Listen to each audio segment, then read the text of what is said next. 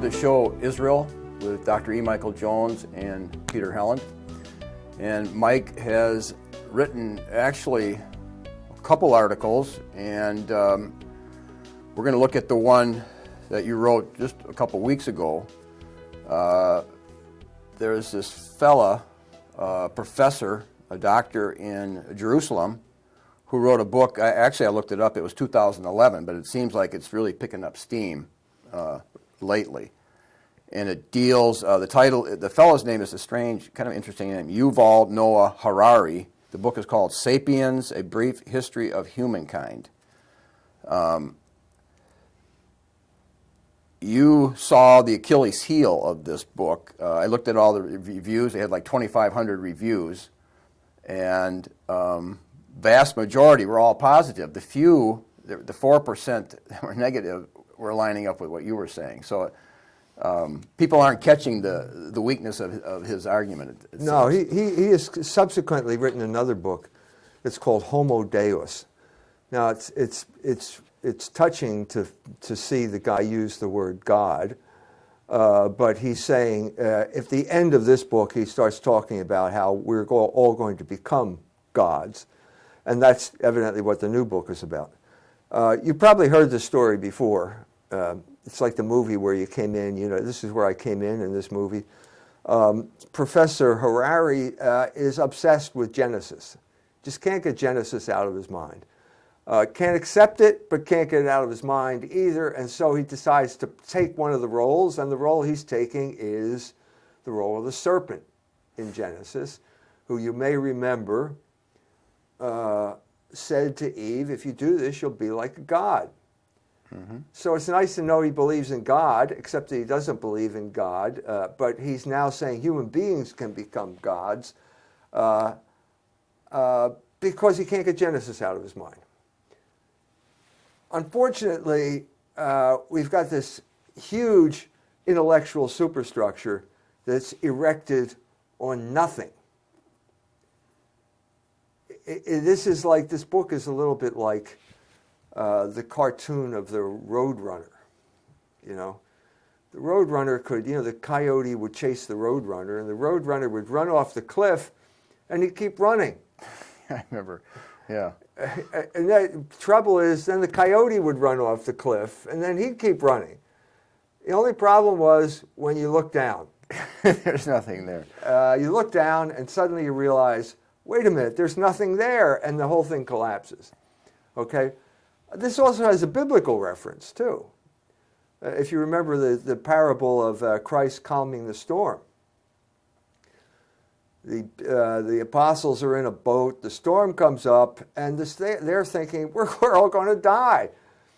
And they go to Christ, or it's another passage where he approaches them on the storm during the storm, and he calls to Peter to come out. Well, Peter starts walking on the water. Well, you can't do that. And he realizes he can't do it halfway there, and he looks down. And as soon as he looks down, he starts to sink. So the moral there is keep your eyes focused on Christ. Well, yeah, I mean, Christianity is, you almost summarized it right in there. Right. So that moral, that is a clear message there. If you focus on Jesus Christ, you can do things that you normally can't do, like walking on water. Well, this guy, in spite of talking about Homo Deus, doesn't believe in Jesus Christ. He's a Jew, he's an atheist, he's a professor, all those things militate. Is he homosexual? He's a homosexual as well. So he's at war not only with Jesus Christ because he's a Jew, he's at war with nature because he's a homosexual. So, okay, that's a bad situation to be in. But what does he do? He looks down. And at this point, he starts to sink because there's nothing supporting this guy. Nothing supporting him. And I'm saying this is a moment in world history where you have people all around the world who are starting to look down. Like, what's supporting me? That we have all of these narratives in the world are now starting to crumble. I don't care which narrative you're talking about. The classic example would be the Indian narrative. We've talked about this before. The earth is a semicircle. It's sitting on 4 elephants. The 4 elephants are standing on a turtle. Well, what's the turtle standing on? You look down and there's nothing there. So let's say the answer, if you look it up on internet, is it's turtles all the way down. Well, we know that can't be, because we've already talked about you can't have an infinite regress. You can't have an infinite number of boxcars pulling a caboose, because boxcars can't move. So there's got to be a locomotive at the end of the train, even no matter how long the train is. So here we have a man who is now steps forward, and he's going to buttress the conventional narrative, the philosophical foundation. Now you think, well, he's a Jew. Well, what's the conventional narrative if you're a Jew? Well, they don't have one. They were God's chosen people. Their narrative was known as the Bible, the Old Testament, whatever you want to call it. Genesis was their narrative, but he's rejected Genesis. So what's the narrative? Well, it's Darwin. Once again, it's Darwin, because that's the default setting for everyone in the world who believes in reality or science. You think he went to Oxford? Didn't he study at Oxford? He studied at Oxford. Okay, so this is the center. This is the country that Darwin came from. This is basically the main ideology of science resides now in places like Cambridge and Oxford, Harvard and Yale. And they teach this ideology of science, which is basically the foundation of everything. And so he purports to write a book about everything, and then he gets going to talk about the beginning of everything, and guess what? He gets into trouble immediately. Well, but he had a fairly good explanation. I mean, he said atoms happened, right? Here we are, back in Dawkins land, back with Dennett and the New Atheist. I mean, it makes for a good bumper sticker on the car. I mean, yeah, shit happened. This is the explanation of everything. In other words, they can't explain anything. Or better still, they can't explain something. Because there's a difference between nothing and something. And if there were ever nothing, there could never be something. So the problem here is that they get into the same problem that all the Darwinists get into. They can't explain how anything can begin, or they can't really explain how anything can change. Even though they say that change is everything. You know, they're talking about evolution, that's nothing but change. But they can't explain change. But I remember, we mentioned this before. I wrote a little essay in high school, and I said, but if we can just find that little piece of matter, and then we got something to work with. You know, it's just a small little problem. You know, if we can just explain how did that little piece get there. Yeah. You know, I don't know why you make such a big deal. I'm sure we'll just find it. Why does it have to be little? Anything. Right, just anything. And then from that we can explain. Well, they're saying it was little. It was really small. I mean, I don't know how small, but it was really dense, and it blew up. Right, so they're getting... And that's called the Big Bang. But where did that, whatever it is, came from? Something had to begin somewhere. Well, don't worry about that. Well, that's pretty much the argument. So why do you claim that you're explaining everything when you can't explain anything, or you can't explain something? This is the Achilles heel of the Anglo-American ideology, and it's causing reverberations around the world. Because all around the world, people are looking down, and they're like Wile E. Coyote. They're panicking. There's nothing there. Wait a minute, I'm running on nothing, and they start to fall. But it's a panic that they don't have a language for. It's a panic that they don't have a dialogue for, because they're not. How do you communicate that panic when you're raised in a Darwinian? Well, the Jewish answer is chutzpah. Chutzpah. Right, which means you're going to be a bold, brazen article, as the nuns used to say, and you're going to tough it out by just saying it in a really aggressive way, even though you can't back it up intellectually. But usually the sheep will respond to that authoritative voice, and it works. What are the odds? Basically, so people go along with it. It's the conventional narrative. Of course people are going to say, yeah, you're right.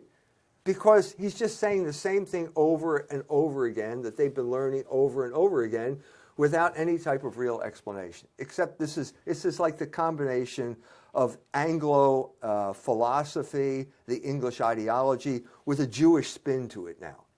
So it's Anglo ideology, which kind of reserved, you know what I mean, the way the English gentleman would be. But that's all thrown out the window because you have a Jew promoting it, and the Jewish virtue is chutzpah. And this is chutzpah. So he's going to brazen it out here by telling Wiley that there's still something there, even though Wiley looks down and there's nothing there. But it's also, it gets its origin, like you said, from the magic of John Dee, who then it was expanded by, you know, Yes. Sir Isaac Newton. Right. And it's kind of like this mysterious center with the British Empire. You know, how they, and you're trying to go to the root. Where did this come from? You know, what was the secret of their empire in a way? Yeah, it was magic.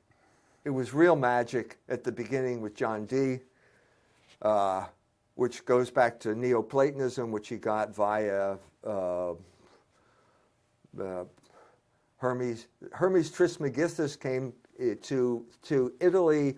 It was translated, Ficino translated these Hermetic corpus, and then it got injected into the European bloodstream, and it ended up showing up in England with John Dee, who became famous because of Shakespeare. Shakespearean plays. He's Prospero. But it blew up. We talked about this before. Newton resurrected magic as science. Nothing wrong with the inverse square law, but he plugged it into a pagan cosmology, which he got from Empedocles and the alchemical tradition, which basically says the whole world is nothing but love and strife, a competition between love and strife, which he called gravity and inertia. Okay? So this is the background of this. The Jews reached prominence in England when they basically when the English aristocracy became slaves to debt over the course of the 19th century, after Rothschilds took up, Nathan Rothschild bet the fortune of the Prince of Hesse Castle on Napoleon losing. He had information ahead of time. He shorted the pound, the consul, and he made a killing. And he lent that killing out, and the British aristocracy became indebted to the Jews, became slaves to the Jews over the course of the 19th century. So here's a Jew now coming to the rescue of the Anglo ideology, which is struggling. The empire has reached its greatest extent. The Anglo-American empire rules the world now. They rule the seas, and yet it looks as if it's on the verge of collapse. This is the world that we live in now. So he's writing this book to help hold it together. Yeah, because basically it's also the Anglo-American Israeli empire. You know, and Israel is beginning with the British, the Balfour Declaration, Winston Churchill. Israel became the outpost to guarantee the flow of oil into the British Navy. And now it's still that outpost. And we've reached a point now with the Trump administration where the tail is wagging the dog. It's been a long time coming, and Netanyahu said this years ago that Israel controls. We know they control our Congress. We know they control our foreign policy, and Trump has simply capitulated to this control rather than contesting it, which is the reason I voted for him. But Okay? I think the Senate just passed, because somebody was calling me really concerned, that 90 to nothing about passing a law against anti-Semitism. Yeah, well, what's anti-Semitism? Yeah, sure they're going to pass a law because the Jews yanked their chain. Remember when Netanyahu gave the speech and he got 27 standing ovations? The Jews yanked their chain. They threatened them with cutting off funding, and the Congress does whatever they want.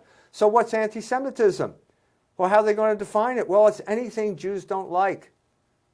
That's pretty much the state we're in, and the Congress goes along with it. So we are, in many ways, a conquered people. Certainly here in Indiana, we're a conquered province.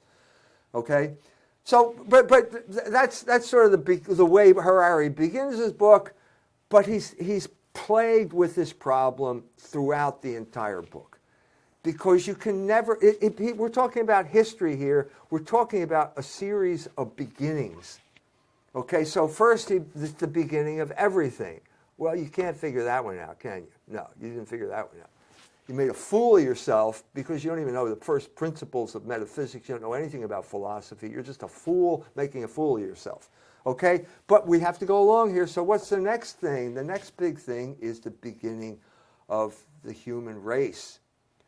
Well, I don't care what it is, we're still going to have the same problem. because you're always going from nothing to something. Okay? In the beginning, you're going from absolute or almost absolute nothing. There's no universe, and now there is a universe. How do you get from there to there? The only way you can get there, as we said before, is by recognizing the existence of God. Yeah, because God in the Christian mindset is, I believe in God, the Father Almighty, creator of heaven and earth. God is always first the creator. Right. You can't have existence without a creator. That's impossible. This is not faith. This is reason. Okay, and the summary, according to Revelation, God does reveal himself. You can figure out he's there, but then at a certain point he starts telling you things about himself that you wouldn't know. And the beginning of that revelation is Genesis, and the first sentence is basically metaphysical. It's a metaphysical statement. In the beginning, God created heaven and earth. You're never going to get around that. That's it. Every beginning, the beginning of the universe has to be dealt with in those terms. If you don't do it, well, then you're not going to get it right, and he doesn't get it right. The same problem exists every time he comes to something new. He can't explain it. Now, Darwinism has an explanation for change. It is nothing but an explanation for change, and the explanation is called natural selection, which is basically you've got two competing animals, let's say, and the one has better eyesight than the other. The one that has better eyesight can get to the food faster, which means he will be able to reproduce more, and this means this population will eventually displace this population. That's success. But okay, that's okay. I can understand that. But how did you get to an eye in the first place? Well, it can't explain that. And that becomes problematical because, as Christopher Hitchens said, we all evolved from a blind amoeba. Well, if the amoeba is blind, how can it pass on to sight? How can it pass on? How can it compete in terms of existence for something like sight? Can't do it. So natural selection can't work. Can't work on this thing. So therefore, it doesn't work. It doesn't work. It can only work when something comes into existence. But how did something come into existence? How did the eye come into existence? Well, this was a big problem for Darwin, too. He couldn't figure it out. I mean, eye is a very complex organ. And to say, well, what did you learn in high school? I'll tell you what I learned in high school. This was our biology course was revolutionized when I was there. I must have been 1963, something like that. And they said, well, there were these amino acids. Were you a Catholic school? Or yeah, this was a Catholic. This was the elite Catholic school in Philadelphia. And these amino acids are all sloshing around in this ocean. I'm thinking, oh yeah, I got this. And then what happened? Well, it turns out lightning hit the amino acids, and boom! Lightning hit the amino acids, and boom! There you had an amoeba. It was amazing. What did you tell your mom when you came home? I was too dumbfounded to even talk about it. Well, is this science? This is not science. This is science fiction. And I know the source. It's Frankenstein. Because Mary Shelley at this time, she's she's the daughter of a revolutionary. William Godwin, the promoter of the French Revolution in England. He's a complete materialist. He believes that everything is atoms bumping into each other. And she's hearing all these stories about frog legs and Galvani putting electroshock to frogs' legs, and Ben Franklin, and all electricity. Electricity may be the elan vital. So we can just sew these body parts together, and you put a bolt in the guy's neck, and you electrify it, and you got a human being. Well, that's where it came from. That's fiction, isn't it? Or am I mistaken? So I'm an expert on this because I got a PhD in fiction. So I'm an expert on this because it's fiction. It's science fiction. Nobody believes that. Biologists don't believe that. That's for textbooks for people who go to public school or Catholic school or something like that. It doesn't make any sense, but that's what we're talking about here. We have to save that narrative, and so now You're always in the same dilemma. How do you get from the fact that you're a blind amoeba to the fact that you're competing with other animals because you can see better? You can't get there. It's impossible. This is one of the issues in the history of philosophy. Parmenides, a pre-Socratic philosopher, was saying, no, you can't. He recognized that it was impossible, and he said, well, there's no possibility of change. Everything exists, nothing can change. Well, that doesn't seem right either. So it took him a long time to work out. Heraclitus said the opposite, and finally Aristotle comes up with an explanation. But that's farther down the road. He hasn't even come to that conclusion. He is there every time he has something, he can't explain it. Every time there's a change, he cannot explain it. And the main change in this book is the emergence of the human race.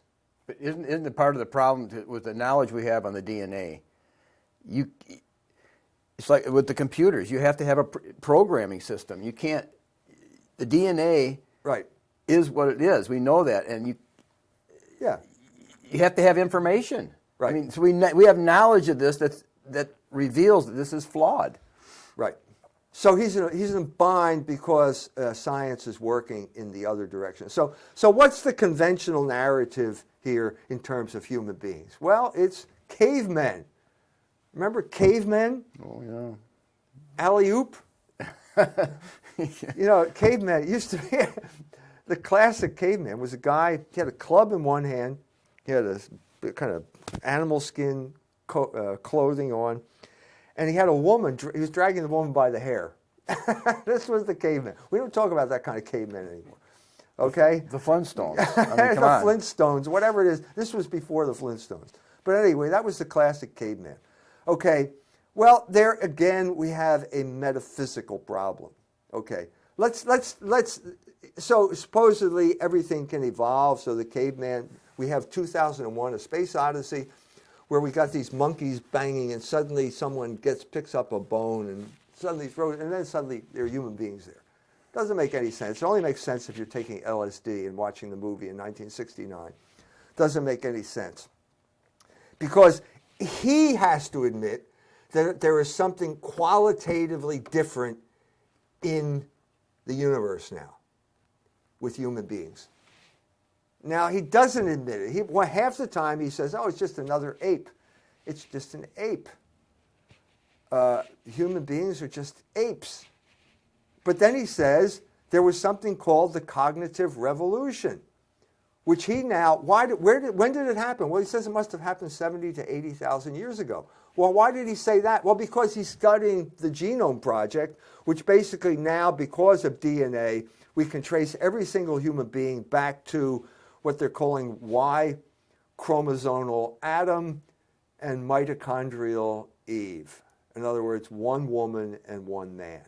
Again, he uses the term Adam and Eve. I told you he's obsessed with Genesis because he's a Jew and he can't get it out of his mind, but he doesn't believe it, so he has to come up with fables to. But basically, he has to admit, okay, Dawkins, everyone, all the atheists now have to admit that the human race came from two people who existed 70,000, 80,000, whatever it is, years ago. But that's a bit of a shock to them because they've always been relying on the polytheism, right? The other polygenism. Yeah. Yeah, there used to be a theory that, but nobody believes that anymore. It's like the universe is eternal. That's what Aristotle said. Nobody believes that anymore. Okay? You can make an argument, but nobody believes it, so let's not worry about the argument. So we're talking about two human beings, two people that are now recognizably human beings who never existed before. Well, how did they get to... First of all, how do we know they're human beings? How do we know this? Language. Language, which is, and what's the Greek word for language? Well, logos is close. Logos, okay? So we're talking about the history of logos, which is the book I'm writing, which is what we're talking about, okay? Suddenly, there's never been a universe without logos in terms of an order put there by the God who created it. But suddenly we're talking about a new moment in history where logos becomes conscious of itself and manifests itself in this world as speech. This is what distinguishes human beings from everything else in the universe. Human beings talk. And it used to be that the center subject, the primary subject in classical education was rhetoric. Right. So obviously, all of what ology, logic, all this type of stuff comes back to the fundamental basic fact of what human beings are, which they're animals that talk.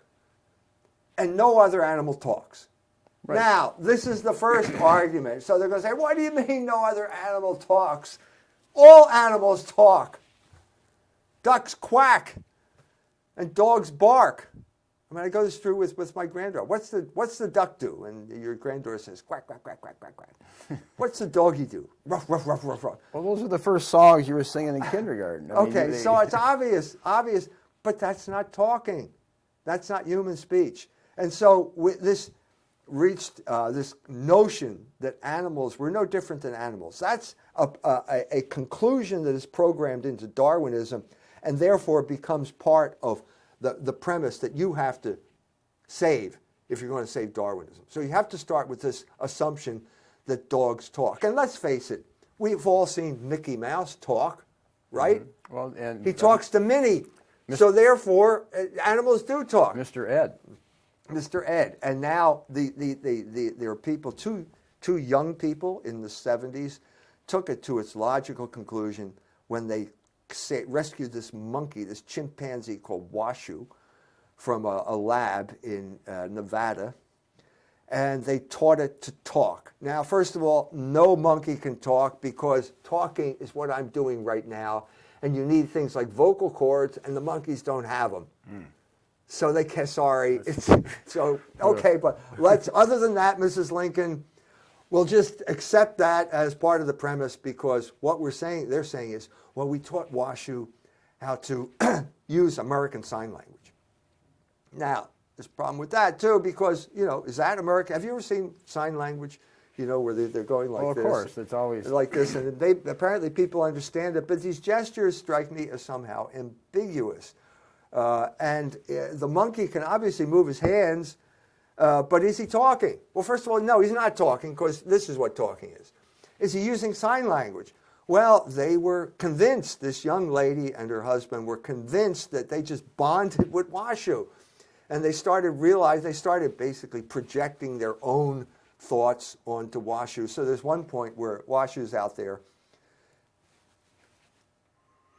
and he goes like that, and there's a swan there. And they say, he just said the sign for water and the sign for bird. He's speaking. It's like a breakthrough. The new world has dawned. And it was like a dance craze that swept through the entire scientific community. So they all ran out and bought chimpanzees, and then they realized they couldn't duplicate it. Sorry. So you can read, Washoe is probably the only chimpanzee who ever had his obituary in the New York Times. Go to the New York Times, look it up, and you'll find out that disillusionment, just crushing disillusionment, just settled in. No, he was responding to cues. That's what monkeys do. That's what every animal does. You can train animals. You can train your dog to do something. You can train your dog to do amazing things. Jump up and catch a Frisbee, bark on cue. There's one guy who's going to jail because he taught his dog to do the Hitler salute. Okay?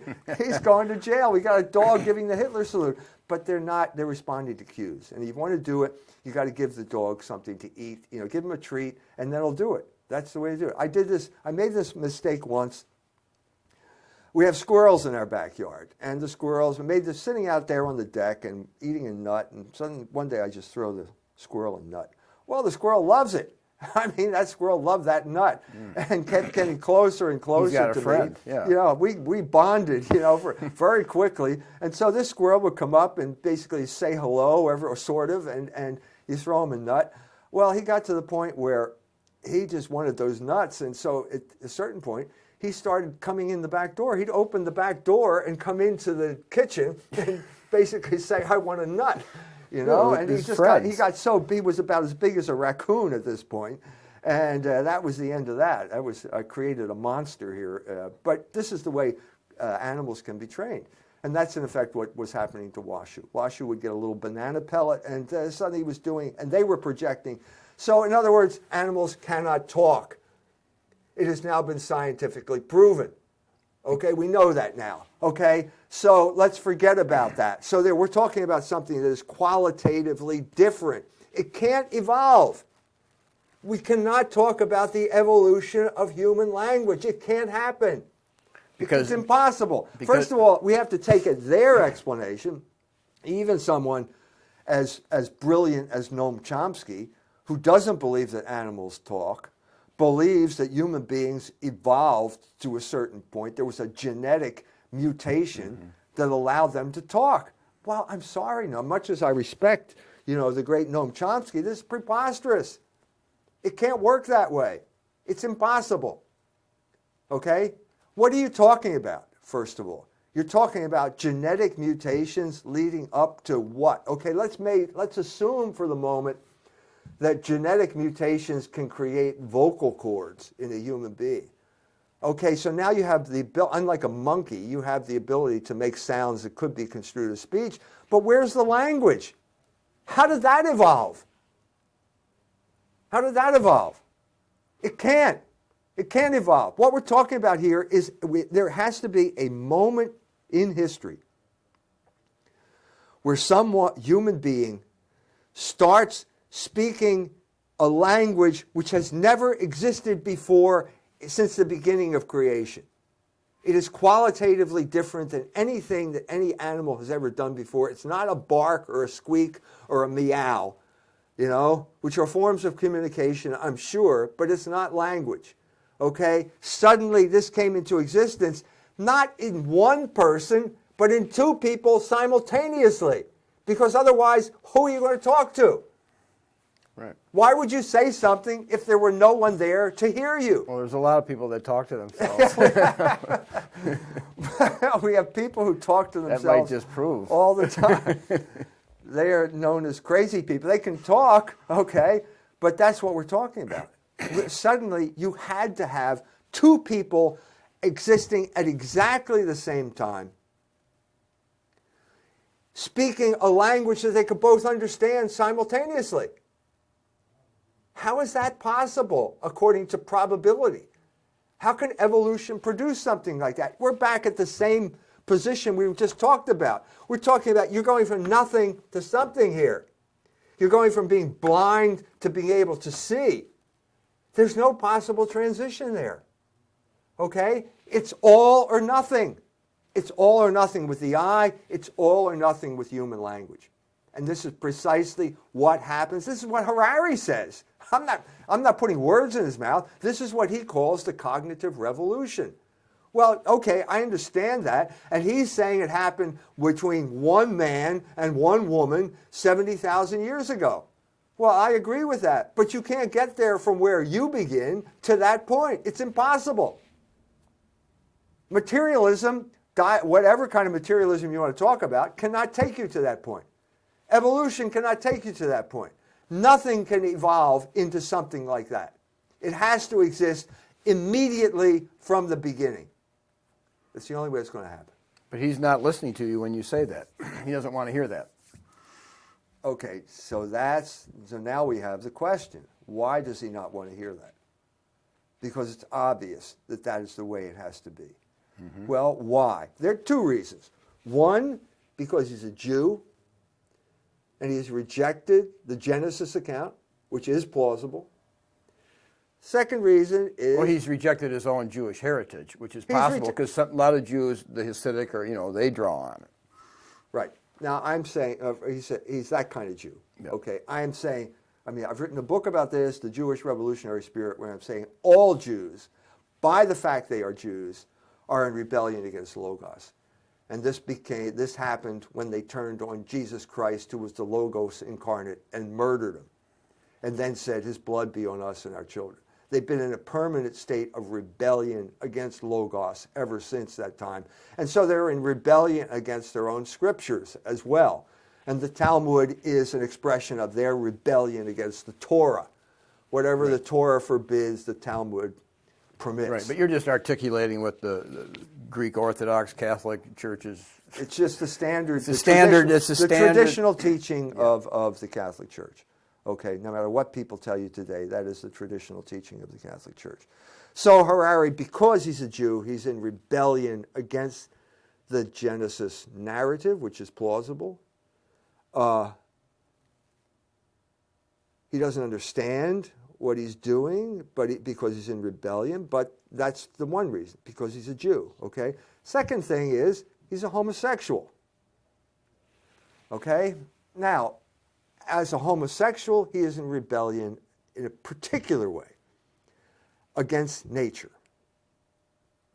And so, this comes out in his book, after telling you everything is biology, he suddenly gets to sex, and then he jumps around and says, no, nothing's biology. There is no biology there. It's all socially constructed. Oh, wait a minute. Which is it? It's one or the other. Like, so whenever I say, well, I believe in God, the Father Almighty, creator of heaven and earth, he says, you just said that because of molecules in your brain. You just said because the chemical reaction that went off in your brain, that's the only reason you said that. So I say, oh gosh, I guess maybe you're right. So I guess then it's all biology, right? Which means there must be a difference between male and female, right? Well, no, wait a minute. That's not true either. Well, which is it? This is completely preposterous now. And now we're heading into the realm of the totally bizarre, like gender ideology in its current form, transgenderism, which tells us there is no male or female. Well, this contradicts biology, fellas. Which is it? I mean, what am I supposed to believe? I mean, I'm so troubled. I'm so confused here, Professor. On the one hand, you tell me everything's biology, and then when I agree with you and I say, yes, we're male and female, no, that's not biology. That's social conditioning. So on the one hand, he's Darwin, and on the other hand, he's Michel Foucault. Well, which is it? Well, there is no answer, because he is committed to a certain narrative, okay? Because he's a Jew, because he's a homosexual, because he's a Darwinist. You put all these things together, and there's a certain thing where you're saying, this is reality, this has to be reality, okay? This is what reality is. So there are certain things that are real, and there are certain things that are not real. So what's real? Well, rivers, trees, things you can touch, that's real. But what about the idea that that's real? You can't touch that, can you? Oh, is that real or not? Well, no, he can't figure that one out because he just contradicted himself. And he could have learned that, as I said, at Cambridge or Oxford, because both Haldane and C.S. Lewis said the same thing. So basically, if everything I think is a function of my chemicals in my brain, then I have no reason to believe that what I think is true. And if what I think is not true, then I have no reason to believe that all of my thoughts are a function of chemicals in my brain. Mm-hmm. If you're being honest. So it refutes itself. So materialism is self-refuting. Well, he can't leave it at that because he's got a commitment. And what's the commitment he has? Again, he's got a commitment to rebellion against Logos because he's a Jew. And he's got a commitment to war on nature because he's a homosexual. He is the mutant. He is the ideal citizen. Brian Singer created us the paradigm of the ideal citizen. He's a Jew. He's a homosexual. The X-Men are the paradigm of what we're all supposed to be. We're all supposed to be Jews and homosexuals or mutants. Mutant is a Darwinian term, remember? So we all evolved into this point where we are in rebellion against nature. Okay? That means, so that's real. I just said you that. So let's get back to the standard explanation. This is real, but when you talk about things like justice, justice. that is... What are we talking about? That's an artificial construct. That's a phantasm of not only just the human brain, it's even worse than that. It's Christianity, which is the ultimate illusion. I mean, if there's one thing Jews believe is that Christians are deluding themselves. The Jews are hard-nosed people. They know how to make money. They're realists. They grind you when you borrow money from them. They're hard-nosed people. And they don't believe in these fairy tales like Jesus Christ and resurrection from the dead. They're hard-nosed people. Okay? Okay? And so, what about justice? Well, that's just part of this fairy tale that the Christians perpetrated. This is what he says. I'm not making this up. Do you, okay. The Declaration of Independence. The fiction of America, I mean, the social contract that came from Locke, which he kind of got from Hobbes, which is like a fiction. You know, supposedly that we were created like a god. I mean, I see a connection myself. We were created like the Rousseau savage. Yeah, that is a fiction. I agree with you. That is a complete fiction. I think that merges. I mean, what you're saying, there is Of course it does. He's working out of that tradition. Hobbes is the guy who created the state of nature. It's nasty, brutish, and short. It's like a Washington law firm. Okay? Rousseau said, no, it's not nasty, brutish, and short. It's kind of nice. And then we have Avatar, which is kind of like Rousseauvian fiction, you know, those blue people. I guess you'd call them bluish. Funny, you don't look bluish. Anyway, so the point here is to say, well, justice, it's a fiction. That's not real. You can't kind of bang it, you know, bang on it. It's not real. Well, it's something we construct as a necessity, but it's a fiction that we need to have to survive. Yeah, which is what the social contract. It's a fiction. It's a fiction. There's no such thing as justice. And I know. First of all, I think he would say yes, we need order, but he doesn't go for justice. Justice is a complete fiction. So wait, there's no justice in the world. Okay. Well, suddenly we understand why is his book in every supermarket in England. Well, because the oligarchs. This is music to the oligarchs' ear. They love this idea. It's just created so that we get along better. Well, who determines whether these structures make us get along better? Well, obviously, the rich and the powerful. And the rich and the powerful are the people who are promoting Harari's book. It's not coincidence. It's not hard to understand why. Because he's saying no justice in the world. So what's the universe look like? Well, actually, it looks a lot like Israel.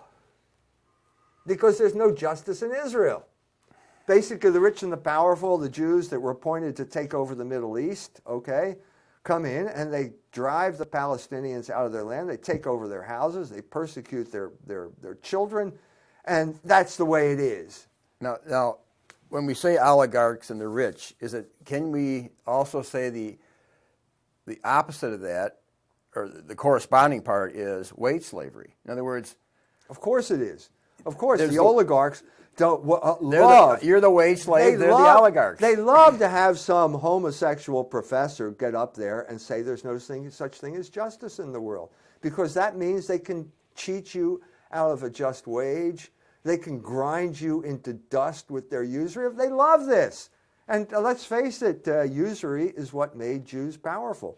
So that's an act of injustice, and now we're justifying. What is he justifying? He's justifying the Jews' hegemony over all of us.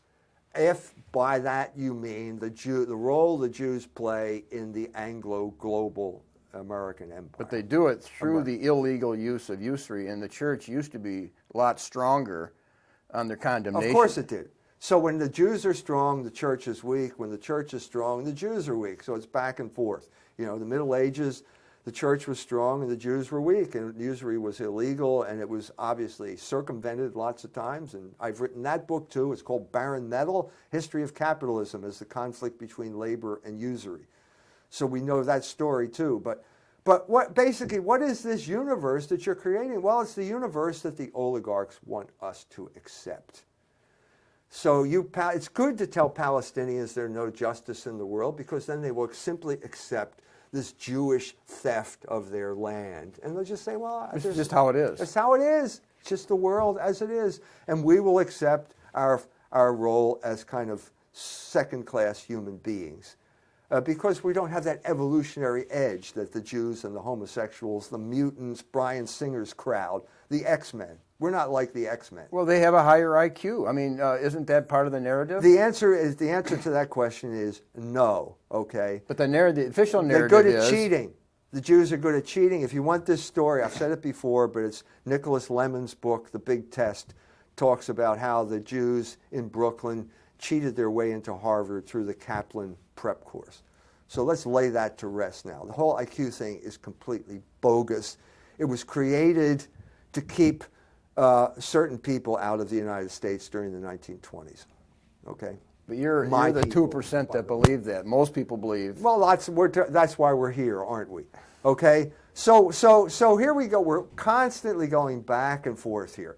You know, just when we accept the whole materialistic explanation of everything, then suddenly he gives us gender ideology when it's all a social construct, and so it's not biology after all. But so he finally comes to something, a term like happiness. Now, is happiness, is that something you can bang on like that? Well, that is the purpose for America. The purpose, you come to America to pursue happiness. I mean, that's... Listen, we all want to be happy, but it doesn't exist, does it? Well, wait a minute. Why am I unhappy? When you're unhappy, you have a clear sense of what you lack. Okay? This is, again, this preposterous materialist calculus that has nothing to do with the reality of human existence. So now, obviously, according to this materialist construct, there is no such thing as happiness. But wait a minute. No, wait, stop. There is. And he ends his book by describing how you can become happy. And the answer is very clear. All you need to do is put the right chemicals in your brain and you will be happy. So it's basically drugs. This is the solution. Well, guess what? This is also congenial to the oligarchs. If David had only known about that when he was writing the Psalms, you know. Let's just cut out all of this stuff. You know, you went to the symphony. What did the symphony do? It set off chemical reactions in your brain. Forget it. Just put the chemicals directly in your brain and you will be happy. This is what he says. So, okay, now we're back into real heavy, serious, hardcore materialism. But we're also, there's a current reference to this too. Just when he's promoting this, guess what story is coming out here? It's the white genocide story because of the opioid epidemic. There is an opioid epidemic out there, and guess who's responsible for it? The people pushing the drugs. Yeah, and guess who is famous? Well, the Sackler family. The Sackler family. And it turns out that they are Jewish as well. So here he's not only running interference for the Anglo-American Empire, he's running interference for this drug firm. The Sackler family are the people who created OxyContin. OxyContin, if you do the research, is the main thing driving the opioid epidemic in our day because it's legal. Well, that's why that doctor was killed, because he, right here, you know, the Notre Dame employee, he wouldn't give her dose of OxyContin because I guess the pressure's on the doctors now to bring it down. Yeah. It's gotten out of hand. Well, it is gotten out of hand. I mean, there's a horrendous epidemic here. Well, that's what this guy's promoting. Guess what this is? It's like legalization of marijuana. It's a way of keeping the population docile by keeping them drugged up. It's not happiness. Ask any of these people if they're happy. Go to the people lining up with their OxyContin prescription. Ask Rush Limbaugh, are you happy because of OxyContin? No. The answer is no. Drugs do not make you happy. No, they're about as happy as Adam and Eve after eating the fruit. Are you guys happy now? Adam and Eve were not addicted to OxyContin. Okay, so sorry, what you have here is your explanation of happiness is just one more form of control. That's what Professor Harari is in the business of promoting social control. Do what the oligarchs tell you. Take the drug that the Jew is manufacturing to keep you docile and him rich. This is the end. This is the net result. This is what this book is all about. And it's being sold in supermarkets. It's no coincidence that it's being sold in supermarkets because the purpose of this book is to befuddle the population by giving them crazy ideas and then keeping them confused and docile. That's what this is all about. Well, our economy has gone, has been keeping its strength partly because the medical profession is so dominant. In the medical profession is a merger between the AMA and the pharmaceutical companies way back. Right. But they're taking advantage. Well, the rise of the Sackler family and OxyContin is a classic example of bad. That's not that's bad medicine. That's drug dealing, combined with advertising. You know, I mean, that's what they get. They gave Arthur Sackler an award, put him in the Advertising Hall of Fame because he was so good at marketing this drug. And how did you do that? By corrupting the medical profession, doctors. By, would you like to go to a pain management seminar in Palm Beach? All expenses paid? No, it's intense, especially on the East Coast. Well, out there by Philly, you have all those drug companies. Well, there's a doctor in Philadelphia now who has just been arrested for murdering his wife because she threatened to blow the whistle on basically his drug ring, which was basically selling these opioids, you know. And they reached the point now where you've got the standard illegal drugs like heroin. It turns out that heroin is now cheaper than OxyContin, and people who, let's say innocently, let's say an athlete, high school athlete who is injured and has pain, he goes to the doctor prescribes OxyContin, he becomes addicted to it, and then suddenly he can't afford the prescription anymore and he shifts over to heroin because it's cheaper. This shows you how this whole thing is so interrelated, and this man, Professor Harari, is the shill for this entire corrupt system. Yeah, because it's based on a worldview, and he provides the worldview. So it goes from Darwin all the way down to drugs, and that's the world we live in, and that's the world that has no foundation anymore. So we're all like Wile E. Coyote, suddenly looking down. No matter where you are in the world, you're starting to look down, and you realize there's nothing there. So of course, your next article is on Iran, and they're discovering over there that it's another story that we need to talk about. Another story, but it fits into the idea that people... That's why I'm saying across the world. I'm not saying this just to mouth off. I've been around the world, and I've seen it, one place or the other. You know, we're talking about a crisis.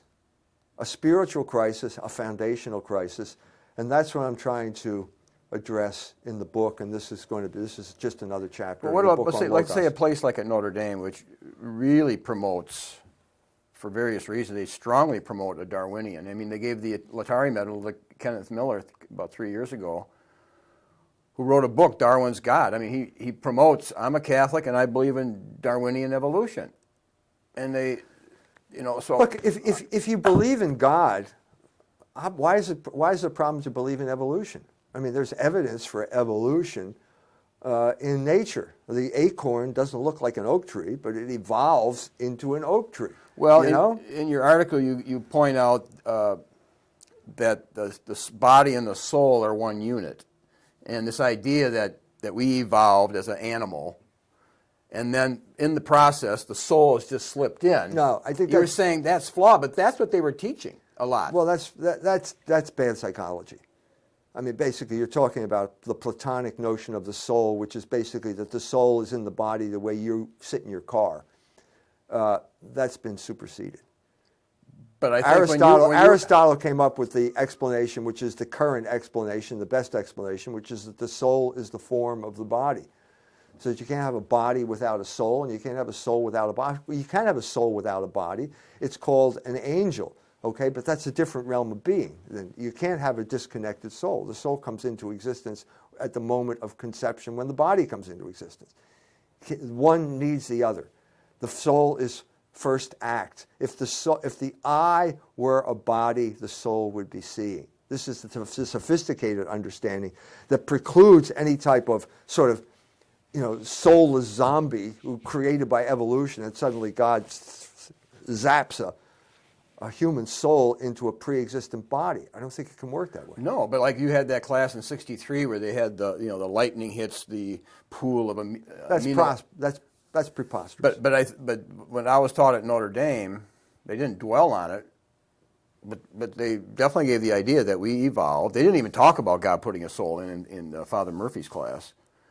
But if you had inquired, they would have probably said, well, here's what happened. During that process of 2 million years where we evolved from a monkey, God then put a soul, and we call that Adam and Eve.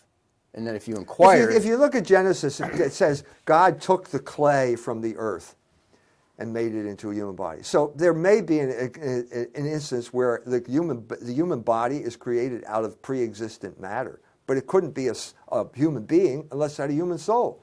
So it had to be a moment of creation. It had to be like that, and once again, we're back at the same paradigm.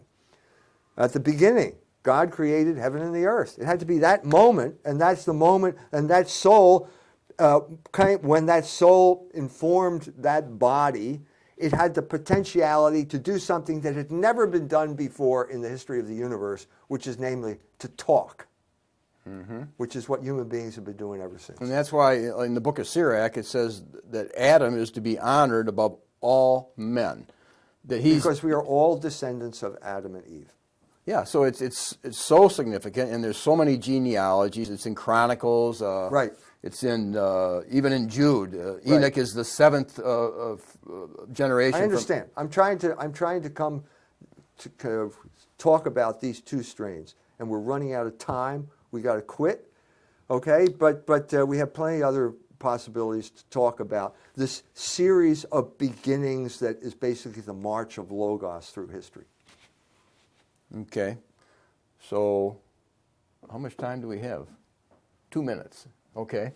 So, eventually we want to get into, you wrote an article on what's happening in Iran and how it does fit in to your book on Logos. And these are basically chapters in the book, kind of? Yeah, it's step-by-step progression. So it's the beginning of everything, the beginning of the human race, the beginning of civilization, the beginning of philosophy, the beginning of Christianity, the beginning of Islam, the beginning of science, and we just march off into the future, step by step. Right, and so you're emphasizing that something in our culture we don't emphasize. We don't like to analyze the beginning of things. We just like to look to the future. Yeah.